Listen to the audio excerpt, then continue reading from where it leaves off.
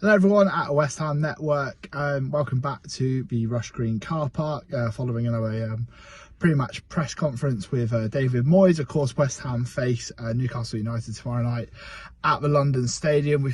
He's been speaking ahead of that game.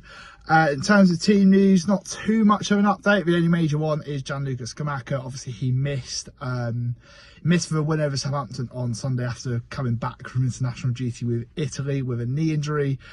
Moyes has said that he has got 2 weeks of rehabilitation, so he's probably going to miss most of this month at least. And yeah, they don't think it's going to need surgery, but there's a chance it will. So yeah, fingers crossed it doesn't come to that. Obviously, we've seen Kurt Zouma have knee surgery earlier this season. Although he went about 2 months or so, maybe slightly less, without playing a game.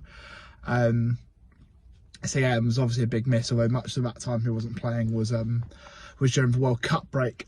So that's kind of major news of that. Obviously, May was speaking about the Newcastle game itself. Thinks very highly of Newcastle and a lot of their players. Spoke about Bruno Guimaraes and obviously the form of Miguel Almiron and Joel Linton this season, and the fact that they're not players that they bought this year. They've had time to settle and all that sort of thing, and have now really established themselves in that Newcastle team. And expects it to be a really tough game. He actually speaks about the home form. Obviously, this is their final one of 4 consecutive home games. If you look this side of just before the international break, the home form's actually been pretty good for West Ham in 2023. The away form all season been dreadful. And David Moyes said himself he's really not happy with the away form. He still thinks that West Ham will win away games this season, but knows that they've got to make the most of these home games, especially while the away form is good. So yeah, there's plenty of chat on that. Every word from that press conference is now live up on Football London, so it's all there for you if you want to go and have a read of that. Just trying to think what else he spoke of that wasn't in the embargo section. Those were sort of the main bits really. He speaks about managers as well. Obviously, on Sunday we saw 2 Premier League managers sacked. Brendan Rodgers right in the relegation battle with West Ham when he was at Leicester City, and Graham Potter at Chelsea as well, who Moyes and Potter have spoken very highly of each other in the past.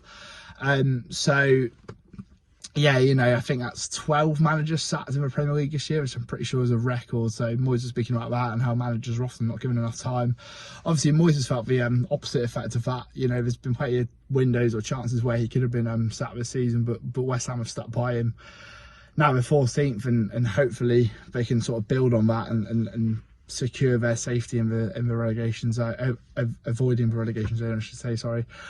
He also speaks about the importance of Kurt Zouma and there for Gerd. I wrote that in my talking points for Monday morning.